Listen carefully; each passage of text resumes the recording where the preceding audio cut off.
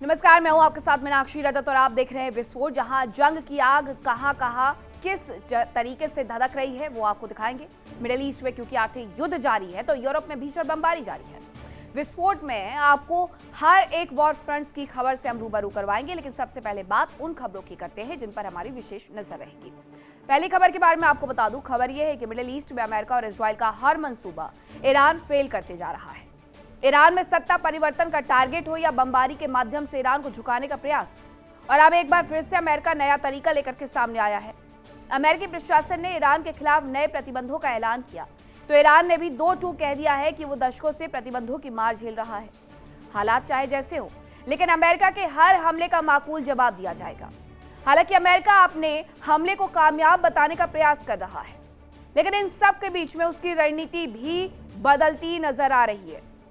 America के दावों पर सवाल उठ रहे हैं। आज हम आपको इस बारे में विस्तार से जानकारी देंगे। वहीं मिडिल ईस्ट में जंग के बीच हॉर्मुज का मुद्दा सबसे ज्यादा अहम बन गया है। जरा सी टेंशन और दुनिया अंधेरे में डूब जाएगी। अमेरिका चाह करके भी हॉर्मुज स्ट्रेट खुलवा नहीं पाया है।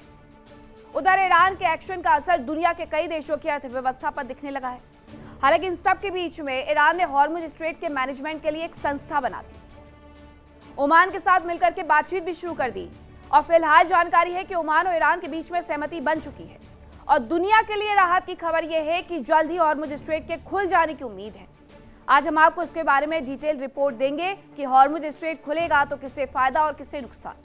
वही तीसरी खबर यूरोप से है, जहां यूक्रेन और रूस के बीच में चल रही जंग कहां तक पहुंच गई उसके बारे में आपको जानकारी देंगे।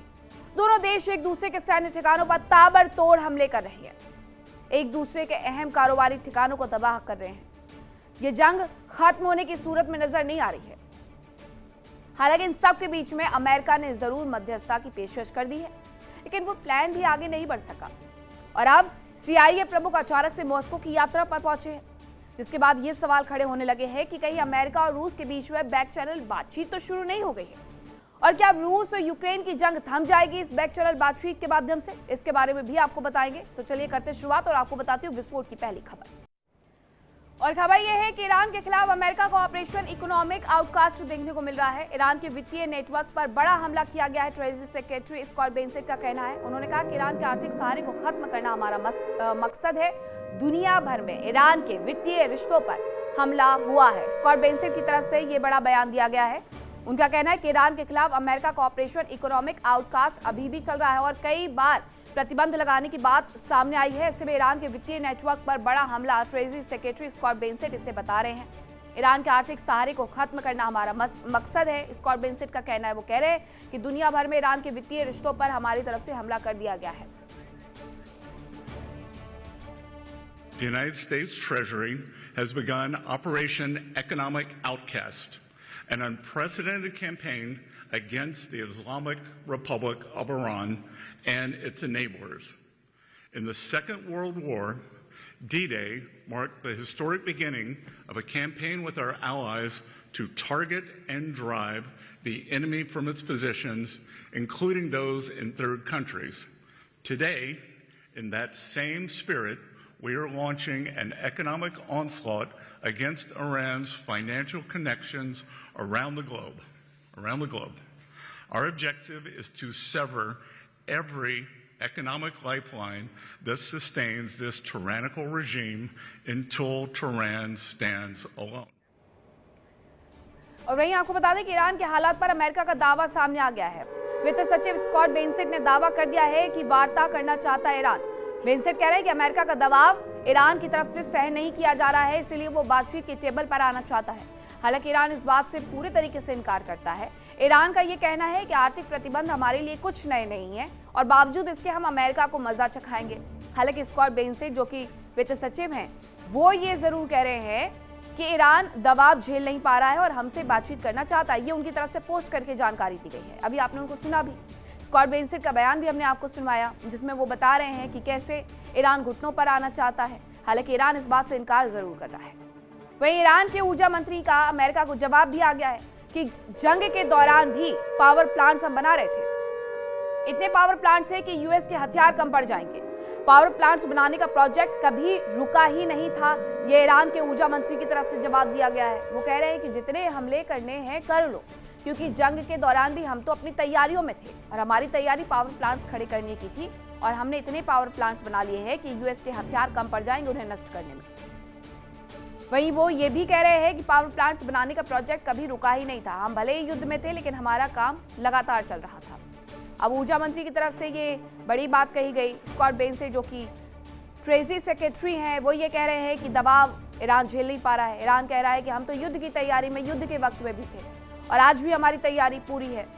बावजूद इसके अगर बातचीत की टेबल पर ये देश आते हैं तो क्या ये युद्ध रुक जाएगा? सबसे बड़ा सवाल यही है, क्योंकि दोनों ही एक दूसरे पर भरोसा नहीं करते हैं। वहीं ओमान की खाड़ी से आपको बता दूं कि ओमान की खाड़ी में तेल ट्रांसफर का बड़ा ऑपरेशन चल रहा है। सैटेलाइट तस्वीरों से बड़ा खुलासा हुआ है। 15 जगहों पर जहाज से जहाज में तेल ट्रांसफर किया जा रहा है और करीब 2.5 करोड़ बैरल कच्चे तेल की आवाजाही हुई है। शटल टैंकर से बड़े जहाजों में तेल ट्रांसफर करने की खबरें हैं। छोटे छोटे जहाजों के माध्यम से बड़े बड़े जहाजों में ये तेल ट्रांसफर किया जा रहा है और सैटेलाइट तस्वीरें इस बात का खुलासा कर रही हैं। ये तस्वीरें सामने आई हैं। 15 जगह बताई जा रही हैं जहां पर जहाज से जहाज पर तेल को ट्रांसफर किया गया है और थोड़ा बहुत नहीं बल्कि 2.5 करोड़ बैरल कच्चे तेल की आवाजाही हुई है। शटल टैंकर से बड़े जहाजों में तेल ट्रांसफर किया जा रहा है। इन छोटे छोटे टैंकर्स के माध्यम से बड़े तेल टैंकर तक इन्हें लेकर के जाते हैं और उसके बाद इन्हें ट्रांसफर कर दिया जाता है ताकि सुरक्षित तरीके से हॉर्मुज से इन्हें निकाला जा सके। वहीं अमेरिका चीन में एक बार फिर से टकराव बढ़ सकता है। ईरान पर पाबंदी को लेकर के यूएस को चीन की धमकी सामने आई है। चीनी कंपनियों पर कार्रवाई हुई तो जवाब बीजिंग को देना होगा। ईरान से कारोबार रोकने के लिए अमेरिकी दबाव का चीन ने विरोध कर दिया है, क्योंकि ये कहा जा रहा था अमेरिका की तरफ से कि जो भी देश ईरान की मदद करेंगे हम उन्हें भी सबक सिखाएंगे। अब ऐसे में अमेरिका और चीन में इसीलिए कहा जा रहा है कि टकराव बढ़ सकता है। ईरान पर पाबंदी को लेकर के यूएस को चीन की धमकी भी आ गई है। चीनी कंपनियों पर कार्रवाई हुई तो जवाब दिया जाएगा, बीजिंग का कहना है। और ईरान से कारोबार रोकने के लिए अमेरिकी दबाव का चीन ने पूरी तरीके से विरोध कर दिया है कि हम जिससे चाहें उसे व्यापार कर सकते हैं। अमेरिका का दबदबा या दबाव नहीं सहने वाले हैं और अगर हमारी कंपनियों को नुकसान झेलना पड़ा तो अमेरिका को भी नुकसान झेलना पड़ेगा। आपको याद होगा कि जब तमाम तरीके के टैक्स लगाए जा रहे थे चीन के ऊपर, तब चीन ने भी वही सेम इंप्लीमेंट करना शुरू कर दिया था कि हमारे ऊपर 100% लगाओगे तो हम 110% लगा देंगे। अमेरिका ये करते रहा और फिर उसे रुकना पड़ा चीन के दबाव के सामने। वह ईरान पर अमेरिकी प्रतिबंध से चीन भड़का है और अमेरिकी प्रतिबंधों को चीन ने गैर कानूनी करार दिया है। अमेरिका दखल देना बंद कर दे, चीन कह रहा है। चीन अपने हितों की रक्षा करेगा।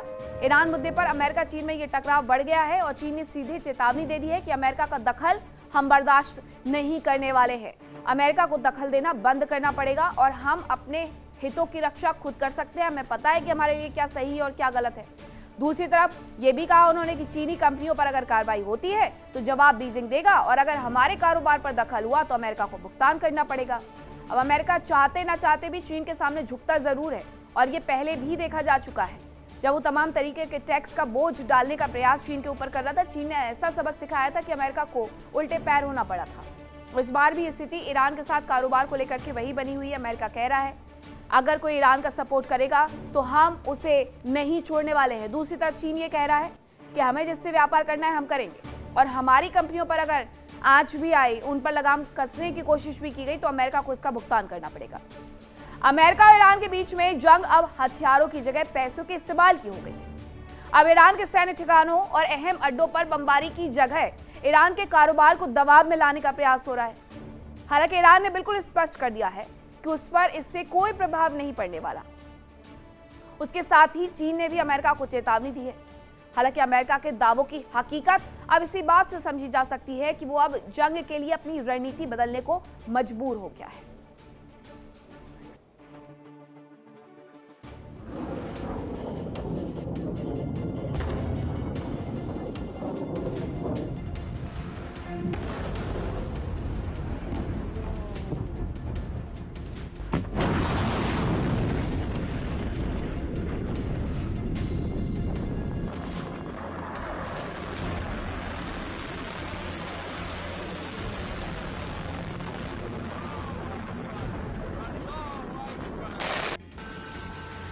अमेरिका और इजराइल ने जंग को जितना आसान समझा वो वास्तव में उससे कहीं ज्यादा मुश्किल और विनाशकारी निकली।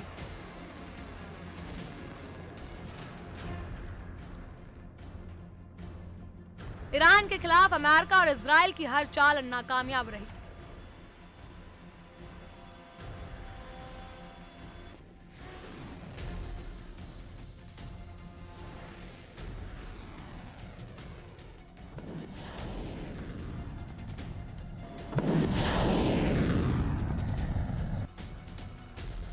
ईरान में तख्तापलट की कोशिश से लेकर परमाणु प्रोग्राम पर रोक लगाने तक और ईरान की इंफ्रास्ट्रक्चर को नुकसान पहुंचाने से लेकर सैन्य ताकत को कमजोर करने का प्रयास तो खूब किया गया, लेकिन ईरान नहीं झुका।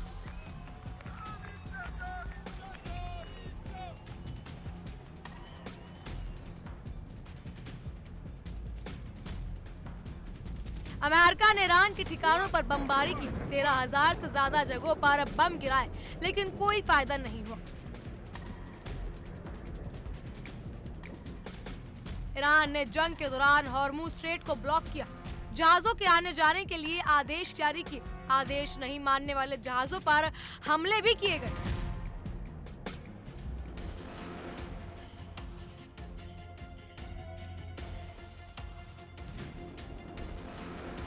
तो अमेरिका ने भी ईरान के हॉर्मुज स्ट्रेट के पास ठिकानों पर अटैक किए, रडार स्टेशन और सैन्य अड्डों को तबाह किया, लेकिन ईरान को झुकाने की मंशा में अमेरिका को कामयाबी नहीं मिली।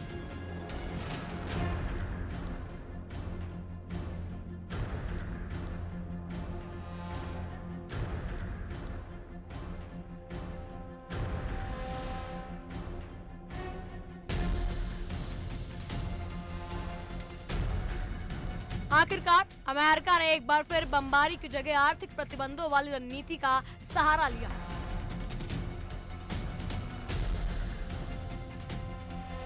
ईरान के खिलाफ प्रतिबंधों की नई श्रृंखला लागू की। अमेरिका की ओर से दावा किया गया कि इससे ईरान की आर्थिक रीढ़ पर वार किया गया, जिसे ईरान नहीं सह पाएगा। अमेरिका के वित्त सचिव स्कॉट बेसन ने दावा किया कि उनकी मुहिम असर दिखा रही है। ईरान के राष्ट्रपति समेत सभी वरिष्ठ नेता और अधिकारी प्रतिबंधों में छूट के लिए गिड़गिड़ा रहे हैं। बेसन ने दावा किया कि ईरान के राष्ट्रपति कहते हैं ये युद्ध कभी न कभी तो खत्म करना ही होगा, जबकि ईरानी संसद के स्पीकर गालिबाफ का कहना है कि अगर लोग भूखे हों और अर्थव्यवस्था में पैसे का लेन देन, विकास या घरेलू उत्पादन ना हो तो सैन्य ताकत का कोई मतलब नहीं रह जाता। इसे बर्दाश्त नहीं किया जा सकता। बेसन के मुताबिक अमेरिका तब तक ईरान की हर बची कुची आर्थिक जीवन रेखा को काटता रहेगा जब तक कि तेहरान पूरी तरह अकेला ना पड़ जाए।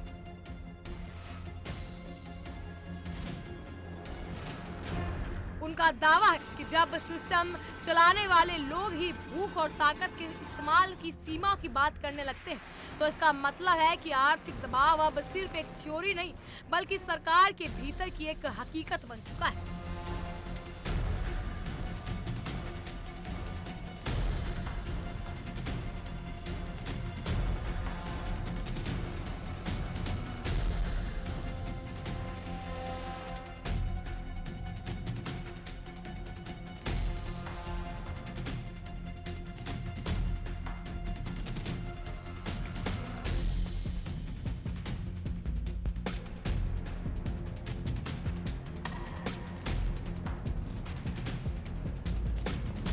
हालांकि ये सिर्फ अमेरिका के दावे, जबकि ईरान की ओर से दो टूक कहा जा चुका है कि वो लंबे समय से प्रतिबंधों की मार झेल रहा है। ऐसे में ये नए प्रतिबंध उसे झुका नहीं पाएंगे।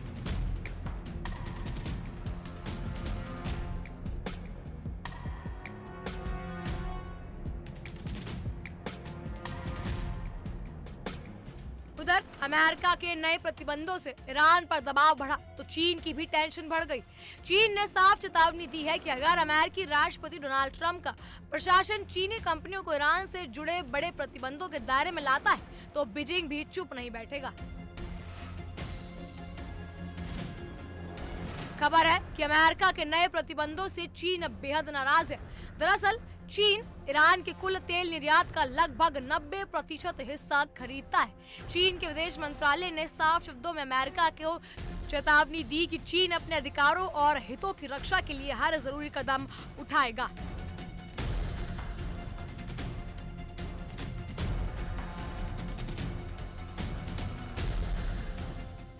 चीन ने एक बार फिर अमेरिका और ईरान के बीच तनाव को कम करने की जरूरत पर जोर दिया। चीन का तर्क है कि दोनों पक्षों को बातचीत की मेज पर वापस आना जरूरी है, न कि दूसरों पर एक तरफा पाबंदियां थोपना। दरअसल चीन में दो तरह से तेल का कारोबार होता है। चीन की बड़ी सरकारी कंपनियां अमेरिकी पाबंदियों का पालन करती हैं, वहीं दूसरी तरफ टी पोर्ट कही जाने वाली निजी रिफाइनरियां ईरान से कच्चा तेल आयात करना जारी रखती हैं। जब अमेरिका ने पहले इन पर बैन लगाया था तो चीन ने अपनी घरेलू कंपनियों को उन आदेशों को मानने से मना कर दिया था। अमेरिका का प्रतिबंधों को लेकर दावा, ईरान की चेतावनी और चीन के ऐतराज अपनी जगह हैं। इनके परिणाम तो भविष्य में दिखेंगे, लेकिन फिलहाल हालात ऐसे हो चुके हैं कि अमेरिका को अपनी रणनीति बदलनी पड़ रही है।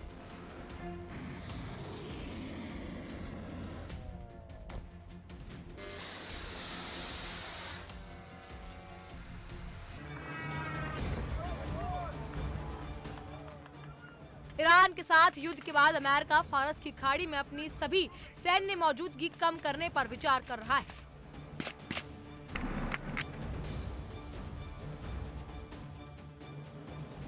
पश्चिमी मीडिया के मुताबिक पेंटागन फिलहाल समीक्षा कर रहा है कि क्या अब गल्फ देशों में पहले जितने अमेरिकी सैनिक रखने की जरूरत है। माना जा रहा है कि ईरान के साथ जंग में अमेरिकी सेना को भारी नुकसान हुआ।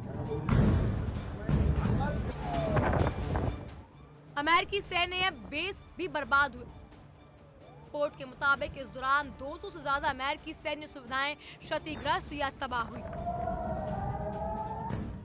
फिलहाल अमेरिका जॉर्डन से लेकर ओमान तक फैले करीब 20 सैन्य ठिकानों पर लगभग 40,000 सैनिक तैनात रखता है और इस तैनाती को कम करने पर विचार किया जा रहा है।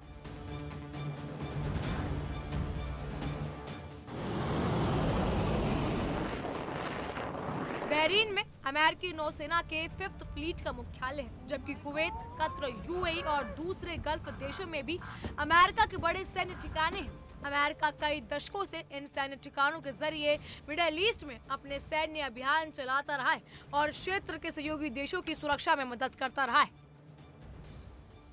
युद्ध के दौरान अमेरिका के कई सैन्य ठिकाने मिसाइल और ड्रोन हमलों की जद में आए।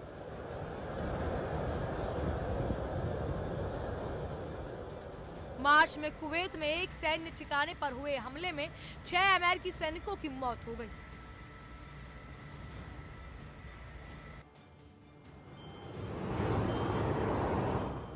रिपोर्ट के मुताबिक युद्ध में 200 से ज्यादा अमेरिकी मिलिट्री फैसिलिटी को नुकसान पहुंचा।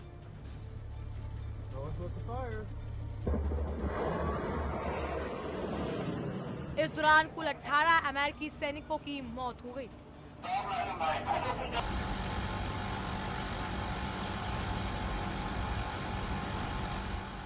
ईरान के हमलों से बचाव के लिए अमेरिकी सेना को 1000 से ज्यादा एयर डिफेंस इंटरसेप्टर मिसाइलें दागनी पड़ी।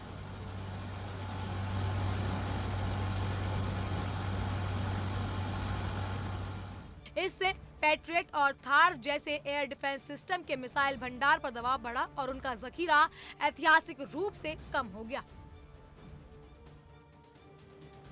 अमेरिकी अधिकारियों का मानना है कि भविष्य में ऐसे हमलों का खतरा कम करने के लिए सैनिकों और सैन्य उपकरणों की तैनाती पर दोबारा विचार करना जरूरी है।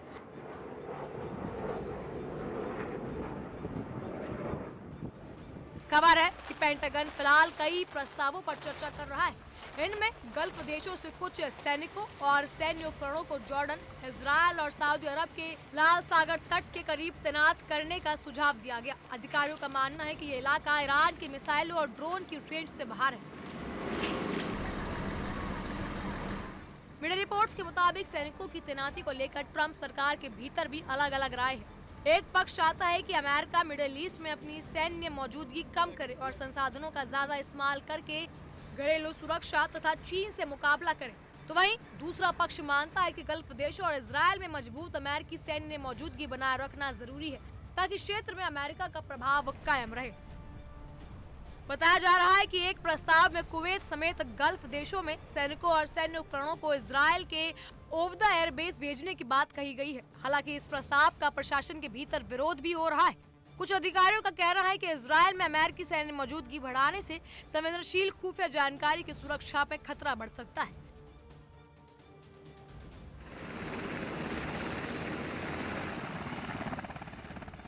माना जा रहा है कि अगर अमेरिका गल्फ देशों में सैनिक को हटाता है तो इसका सबसे ज्यादा असर वहां के सिक्योरिटी इंफ्रास्ट्रक्चर पर पड़ेगा।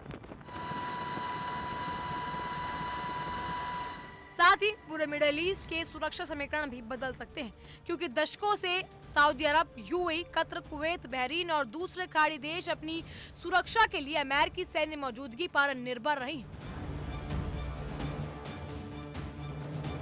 सैनिकों की संख्या कम होने पर इन देशों को भी अपनी सैन्य क्षमता बढ़ानी पड़ सकती है और नए सुरक्षा साझेदार तलाशने पड़ सकते हैं। हालांकि खबर है कि अमेरिकी सैनिकों की संख्या कम होने का मतलब ये नहीं होगा कि दोनों पक्षों में सुरक्षा संबंध खत्म हो जाएंगे। हथियार की खरीद, खुफिया जानकारी साझा करने और सैन्य सहयोग जैसी व्यवस्थाएं पहले की तरह जारी रह सकती हैं।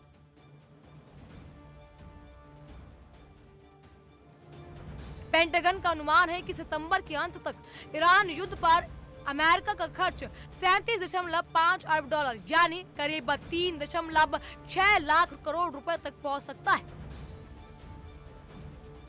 इस अनुमान में क्षतिग्रस्त सैन्य ठिकानों को दोबारा बनाने का खर्च शामिल नहीं है। इसीलिए अमेरिका अब सिर्फ उनकी मरम्मत पर नहीं बल्कि ये भी तय कर रहा है कि सभी ठिकानों को पहले की जगह फिर से बनाया जाए या कुछ और दूसरी जगह पर शिफ्ट किया जाए।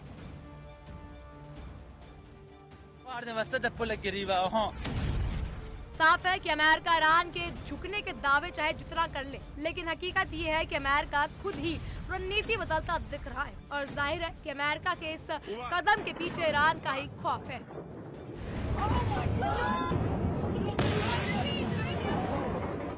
Bureau report, India daily 24/7।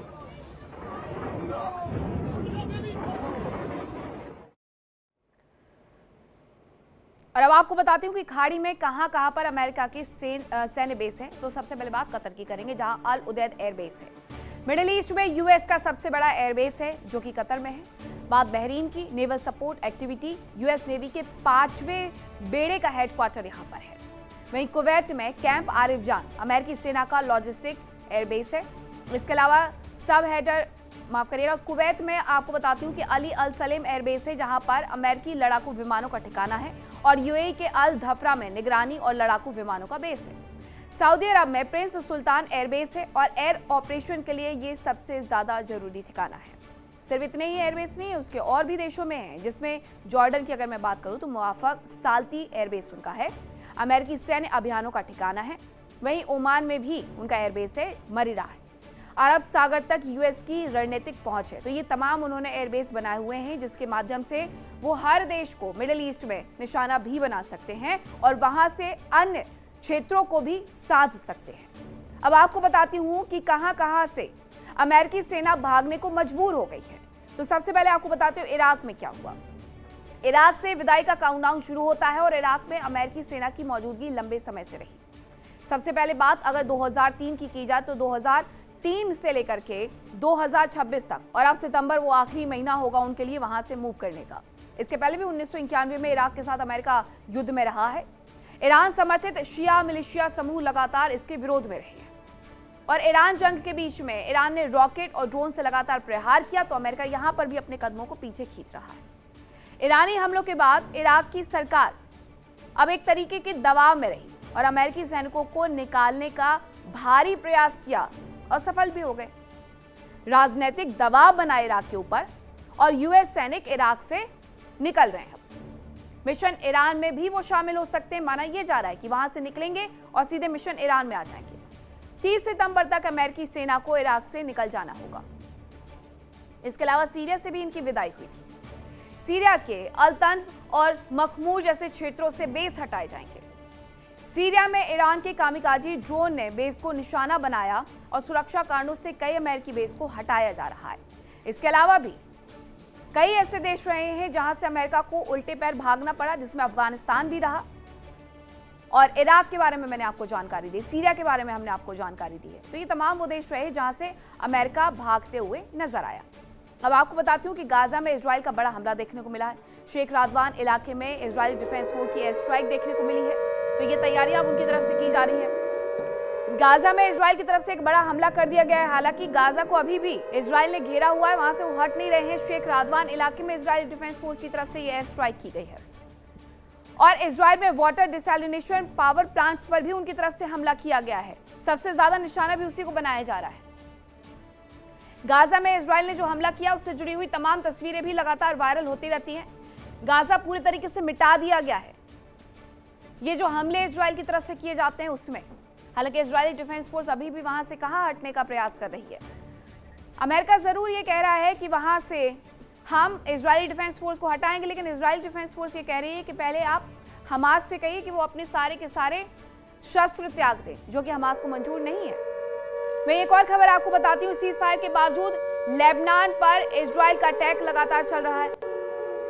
Israeli सेना का दक्षिणी लेबनान पर अटैक देखने को मिला है। इसके अलावा नबाती इलाके के रोमन गांव पर इजरायली डिफेंस फोर्स का अटैक देखने को मिला है। अब गाजा में भी हमले चल रहे हैं, लेबनान में भी हमले चल रहे हैं और दोनों देशों के साथ बातचीत भी लगातार चल रही है कि किसी तरीके से बातचीत पर ये सहमत हो जाएं और इस युद्ध का एक फ्रंट तो कम से कम खत्म हो जाए। ईरान की शर्त यही है कि इजराइल को हर जगह पर हमले रोकने होंगे, लेकिन लेबनान पर हमले रोकना इजराइल को मंजूर नहीं है। दूसरी तरफ गाजा में हमले रोकना इजराइल को मंजूर नहीं है।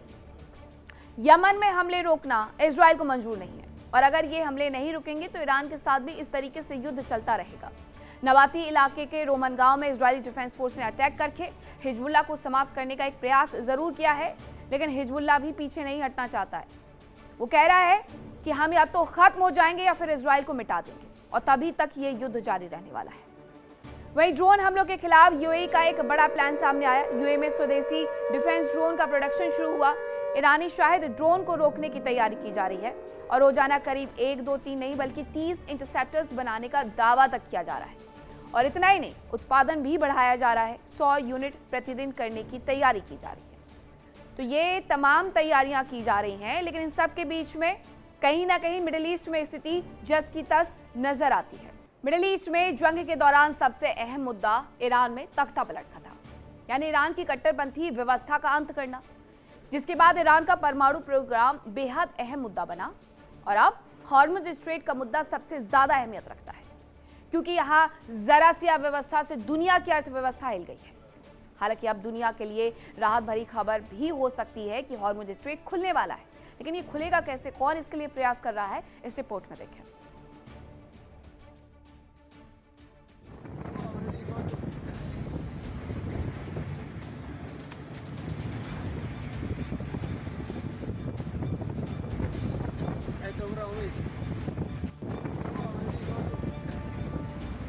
हॉर्मुज स्ट्रेट दुनिया की अर्थव्यवस्था की लाइफलाइन, कई देशों को तेल और गैस की सप्लाई के लिए अहम समुद्री रास्ता। यहाँ से होकर गुजरती है दुनिया की करीब 20% तेल और गैस।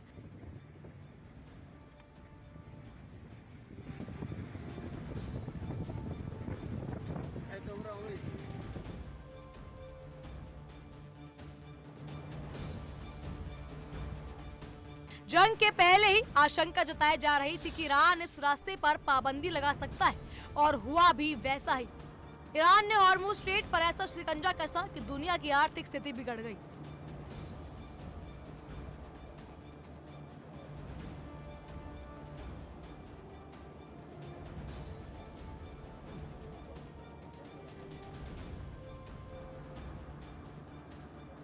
कई देशों में अंधेरा छाने की नौबत आ गई। तेल और गैस की सप्लाई चेन ऐसी चरमराई कि कई जगह पर पेट्रोल पंपों का ताला लटक गया। ऊर्जा इमरजेंसी लागू करने तक की नौबत आ गई।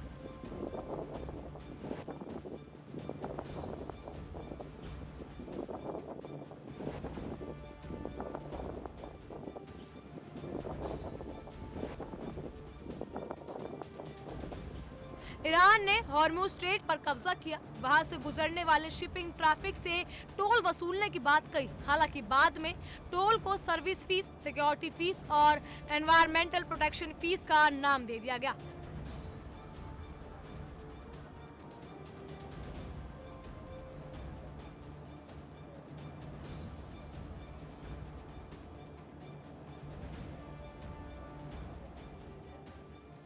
अमेरिका और ईरान के बीच हुए समझौते में भी हॉर्मुज़ स्ट्रेट के प्रबंधन की जिम्मेदारी ईरान को सौंपी गई।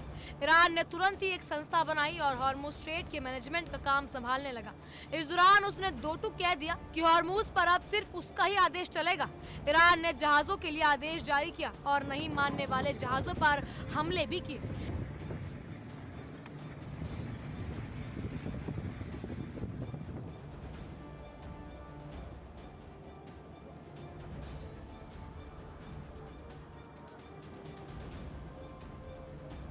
जहाजों पर हमला हुआ तो अमेरिका ने नाराजगी जताई। लंबे युद्ध विराम के बाद अमेरिका ने ईरान के सभी सैन्य ठिकानों, रडार साइट्स और निगरानी केंद्रों पर हमला किया। माना गया कि अमेरिका के हमलों की वजह से ईरान की हॉर्मुज़ पर नजर रखने की क्षमता बेहद कम हो गई।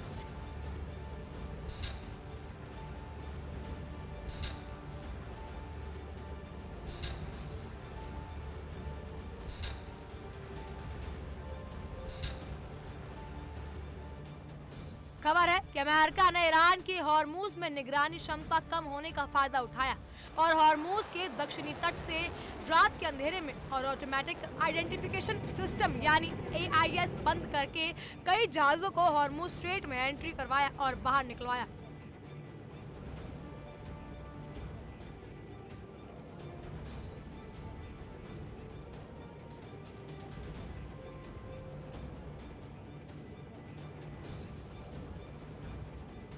हालांकि अब खबर है कि ईरान और ओमान के बीच अस्थायी समुद्री कॉरिडोर बनाने पर सहमति बन गई है। साथ ही दोनों देशों में समुद्री माइंस हटाने पर चर्चा भी की गई।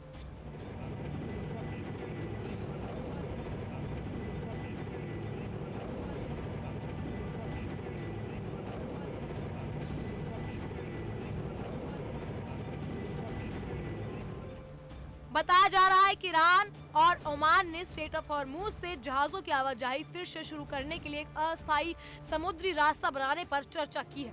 ईरान ने कहा है कि अमेरिका के साथ तनाव और आर्थिक दबाव के बीच ओमान के साथ बातचीत दोबारा शुरू हो गई। दोनों देशों के बीच पिछले कई हफ्तों से हॉर्मुज़ को लेकर बातचीत चल रही थी।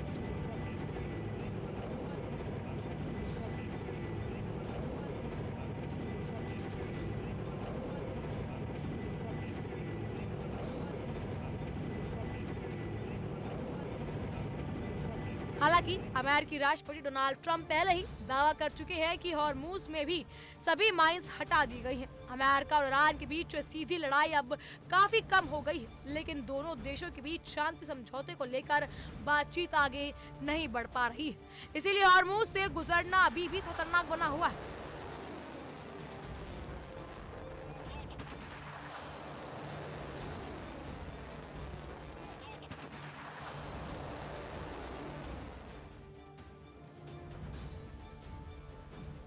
खबर है कि एक दिन पहले ही ओमान के अश शीशा इलाके में करीब 9 नॉटिकल मील यानी 17 किलोमीटर उत्तर पूर्व में एक तेल टैंकर पर अज्ञात प्रोजेक्टाइल से हमला हुआ। हमले के बाद टैंकर चल नहीं सका। इसकी जानकारी ब्रिटेन के यूके मैरीटाइम ट्रेड ऑपरेशन यानी UKMTO ने दी।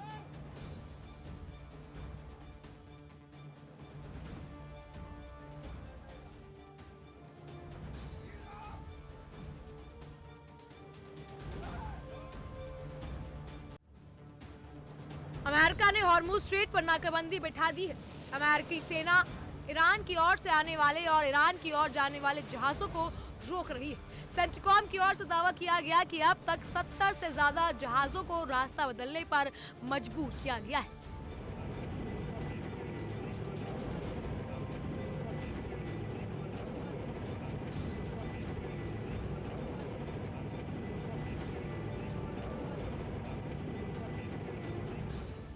हॉर्मुज़ स्ट्रेट और लाल सागर में चल रहे संकटों के बीच चीन ने यूरोप तक सामान पहुंचाने के लिए एक नया समुद्री रास्ता शुरू किया है। इसे आइस स्किल रोड कहा जाता है। ये रास्ता रूस की उत्तरी तट से होते हुए आर्कटिक महासागर के रास्ते यूरोप पहुंचता है। इसकी लंबाई करीब 3400 मील यानी लगभग 5500 किलोमीटर है।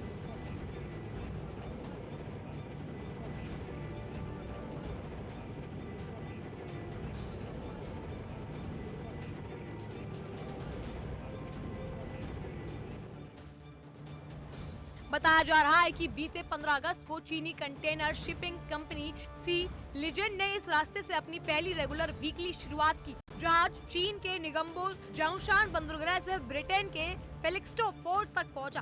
फेलिक्सटो लंदन से करीब 70 मील उत्तर में है। इस रास्ते से यात्रा करीब 20 दिन में पूरी हो सकती है, जबकि स्विज नहर से होकर यही यात्रा करीब 40 दिन लेती है।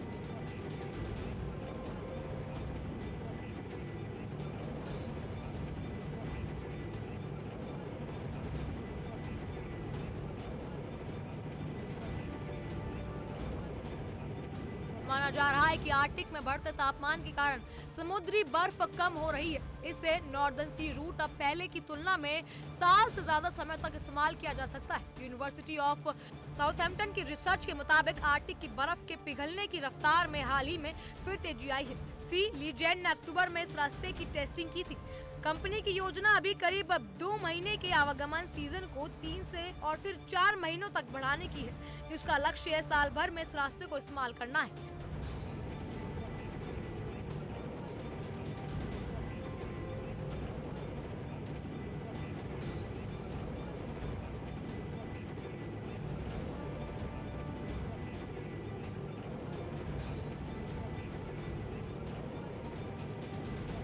फिलहाल ये रास्ता मुख्य रूप से रूस के नियंत्रण में है। रूस की सरकारी कंपनी रोसाटोम नॉर्दर्न सी रूट से गुजरने के लिए परमिट देती है, शिपिंग ट्रैफिक देखती है और जरूरत पड़ने पर आइस ब्रेकर उपलब्ध करवाती है। इसीलिए चीन को इस रास्ते के लिए रूस पर निर्भर रहना होगा।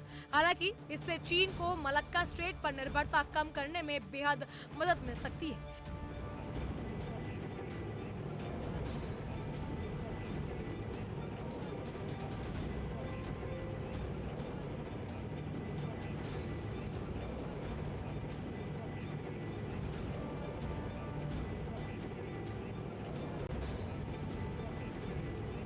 चीन ने हॉर्मुज़ स्ट्रेट और बाब अल मंदेब से जुड़ी आपदा से निपटने के लिए नॉर्दर्न सी रूट का रास्ता खोजा। हालांकि दुनिया के दूसरे देश हॉर्मुज़ स्ट्रेट में हालात सामान्य होने का इंतजार कर रहे हैं, क्योंकि इस रूट पर जरा सी भी हलचल दुनिया की अर्थव्यवस्था में अव्यवस्था ला सकती है।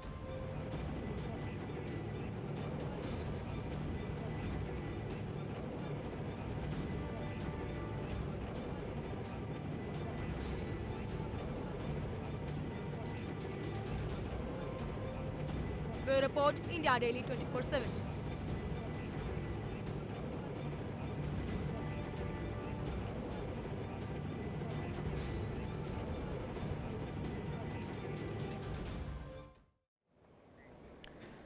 और अब खबर आपको यूक्रेन से बताती हूं, जहां पर यूक्रेन के पेशांचका में जोरदार धमाका हुआ है। रूसी हमले के बाद गोला बारूद के डिपो में ब्लास्ट की खबर है। आग के बाद जबरदस्त विस्फोट हुआ है। निपो पेट्रोवेस्क ओब्लास्ट में हड़कंप मचा हुआ है। तो ब्लास्ट के बाद हड़कंप भी मचा हुआ है। यूक्रेन के पेशांका में ये जोरदार धमाका हुआ है।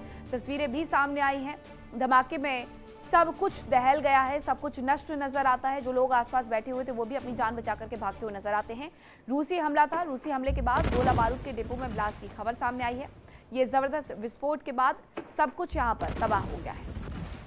ये इस ब्लास्ट से जुड़ी हुई तस्वीरें सामने आई हैं कि कैसे अचानक से एक बड़ा धमाका और सब कुछ तबाह। वहीं रूस के अमूर गैस केमिकल कॉम्प्लेक्स में भी बड़ा धमाका हुआ है। प्री कमिश्निंग के दौरान भीषण आग लग गई है। धमाके के बाद प्लांट को भारी नुकसान पहुंचा और जल्द शुरू होने वाले प्लांट में हादसे से हड़कंप मचा हुआ है। जहां इसे रीस्टोर किया गया, रिकंस्ट्रक्ट किया गया, वहीं एक बार फिर से धमाके की वजह से यहाँ पर सब कुछ दहल गया है। रूस के अमूर गैस केमिकल कॉम्प्लेक्स में यह धमाका हुआ है। प्री कमिश्निंग के दौरान भीषण आग लग गई है। एक धमाका यूक्रेन में हुआ, रूस की तरफ से किया गया। दूसरा धमाका रूस में हुआ, यूक्रेन की तरफ से किया गया है। और यूक्रेन भी इसी तरीके से हमले करते जा रहा है। दोनों ही देश एक दूसरे पर हमले करके सब कुछ तबाह करने पर आमादा है। ये जो तस्वीरें आप देख रहे हैं, एक रशिया की है, एक यूक्रेन की है। और दोनों ही जगह धमाके के बाद काफी ज्यादा नुकसान भी हुआ है। हालांकि एक जगह प्लांट में नुकसान हुआ है, दूसरी जगह गोला बारूद के डिपो में नुकसान हुआ है। वहीं रूस की मिसाइल ताकत से यूक्रेन में टेंशन बढ़ गई है। सर्दियों में मिसाइल अटैक बढ़ने की आशंका भी जताई जा रही है। रूस हर महीने 100 से अधिक बैलिस्टिक मिसाइलें बना सकता है। ज़ेलेंस्की ने पश्चिमी देशों से और भी ज्यादा पैट्रियट एयर डिफेंस सिस्टम की मांग कर दी है। अब ऐसे में तैयारियां यूक्रेन की तरफ से पुख्ता नजर आती हैं। जहां रूस की मिसाइल ताकत से यूक्रेन में भी टेंशन देखने को मिल रही है, लेकिन वो फिर भी अपने आप को कमजोर नहीं होने देने की कोशिश कर रहे हैं और पैट्रियट मिसाइल मांग रहे हैं, क्योंकि रूस पूरी तैयारी कर रहा है कि हर महीने हम 100 से अधिक बैलिस्टिक मिसाइलें बना लें और जैसे ही सर्दी आएंगी वैसे ही यूक्रेन पर इन्हें दाग करके वहां सब कुछ तबाह कर दें। ज़ेलेंस्की पश्चिमी देशों से मांग कर रहे हैं कि उन्हें पैट्रियट एयर डिफेंस सिस्टम दिए जाए। वहीं रूस में ईंधन संकट से जुड़ी हुई बड़ी जानकारी आपको बताती हूँ कि ये संकट और ज्यादा बढ़ सकता है। और इतना ही नहीं, इस दौरान डीजल निर्यात पर बैन लग सकता है और यूक्रेनी ड्रोन हमलों से कई रिफाइनरियां प्रभावित हुई, जिसकी वजह से ये रोक लग सकता है। घरेलू ईंधन संकट के बीच में रूस ये बड़ा फैसला ले सकता है, क्योंकि उनके खुद भी कई सारे ऐसे पेट्रोल स्टेशन हैं जहां पर पेट्रोल या डीजल कम पड़ गया है या फिर उन पर ताला लग गया है। इसलिए माना यह जा रहा है कि आगे आने वाले वक्त में डीजल एक्सपोर्ट पर रशिया बैन लगा सकता है। यूक्रेनी ड्रोन हमलों की वजह से उनकी कई रिफाइनरियां प्रभावित हुई, जिसकी वजह से वो ये तैयारी कर सकते हैं। हालांकि रूस भी पूरी कोशिश कर रहा है यूक्रेन को दहलाने की और उसकी तैयारियां भी पुख्ता हो रही हैं। रूस और यूक्रेन के बीच में जंग बीते 4 साल से ज्यादा समय से चल रही है। कई बार बातचीत की प्रक्रिया शुरू हुई, कुछ समय तक बातचीत हुई भी, लेकिन फिर से सब कुछ ठंडे बस्ते में चला गया। अमेरिका ने मध्यस्थता का प्रयास किया, शांति प्लान भी पेश किया। हालांकि अब एक बार फिर से रूस यूक्रेन के बीच में अमेरिका की मध्यस्थता की अटकलें तेज होने लगी हैं, लेकिन ये अटकलें क्यों तेज हो रही हैं, इस रिपोर्ट में देखिए।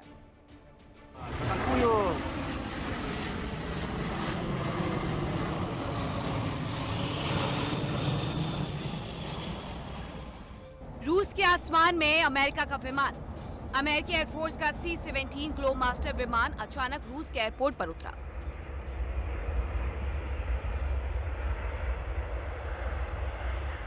लेकिन ये विमान क्यों आया, उसमें अमेरिका की CIA प्रमुख के अलावा और कौन-कौन था, ये बड़ा सवाल है।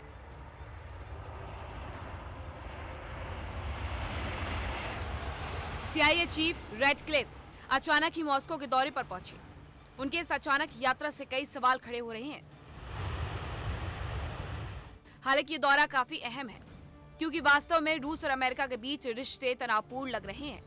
उनकी यात्रा से अमेरिका और रूस के बीच बैक चैनल बातचीत की अटकलें भी तेज हो गई हैं।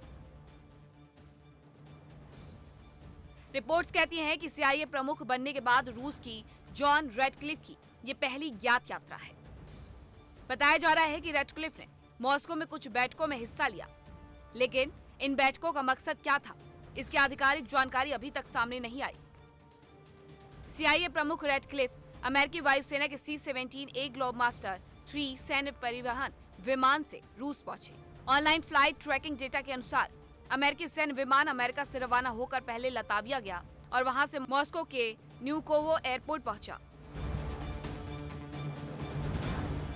रिपोर्ट्स कहती हैं कि विमान अमेरिका में वाशिंगटन DC के पास स्थित एंड्रयूज एयरफोर्स बेस से रवाना हुआ था। इस विमान ने पहले चार्ल्सटन इंटरनेशनल एयरपोर्ट पर लैंड किया और उसके बाद लताविया की राजधानी रीगा पहुंचा। यहां से यह विमान सीधे रूस के मॉस्को पहुंचा।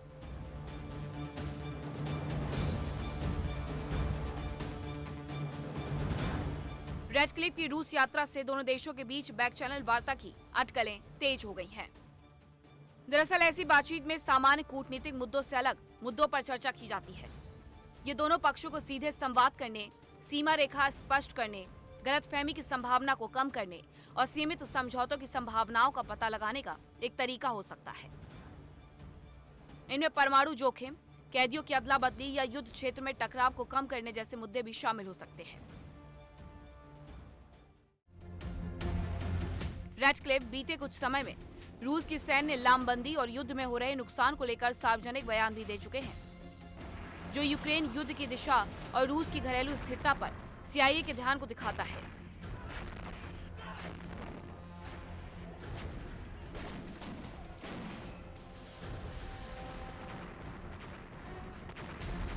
ये दौरा वाशिंगटन को ड्रोन हमलों, लंबी दूरी के हमलों और परमाणु बयानबाजी से जुड़े बढ़ते जोखिमों के समय रूसी इरादों का आकलन करने के लिए एक सीधा चैनल भी देता है। माना जा रहा है कि रेडक्लिफ की यात्रा यूक्रेन युद्ध से जुड़ी हो सकती है, क्योंकि राष्ट्रपति ट्रंप पहले भी रूस और यूक्रेन के बीच मध्यस्थता की पेशकश कर चुके हैं। इस बीच रूस के यूक्रेन पर भीषण हमले जारी हैं। रूसी सेना की ओर से राजधानी कीव समेत कई इलाकों पर अटैक किए गए।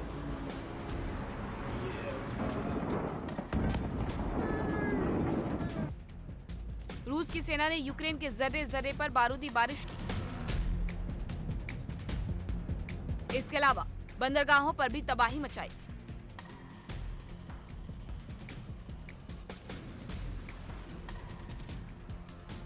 रूस ने यूक्रेन के अनाज के कारोबार को बर्बाद करने की पूरी कोशिश की। रूस की सेना ने फ्रंट लाइन पर भी यूक्रेनी सेना पर दबाव बनाया है।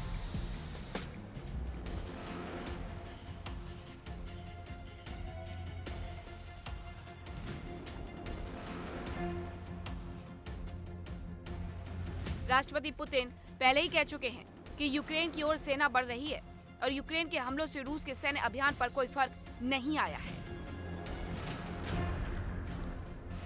उधर यूक्रेन के स्वदेशी ड्रोन रूस में जबरदस्त तबाही मचा रहे हैं।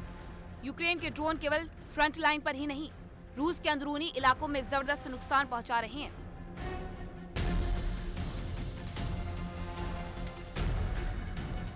रूस के तेल और गैस के कारोबार को बहुत नुकसान हुआ है। हालात ऐसे हो गए हैं कि कभी भी पूरी दुनिया को तेल और गैस की सप्लाई करने वाला रूस अब तेल आयात करने को मजबूर हो सकता है।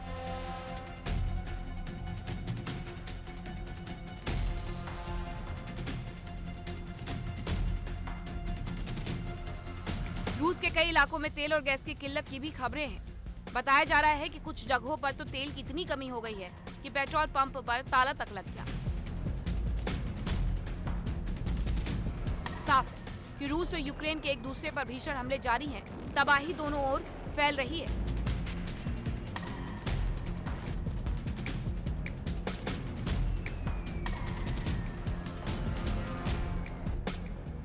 इस बीच सीआईए प्रमुख की रूस यात्रा से कई सवाल खड़े हो रहे हैं। Bureau report, India daily 24/7।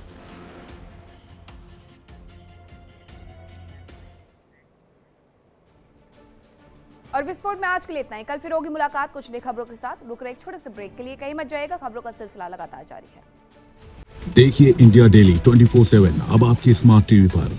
India daily मौजूद है सभी डिजिटल प्लेटफॉर्म पर लाइव और लगातार।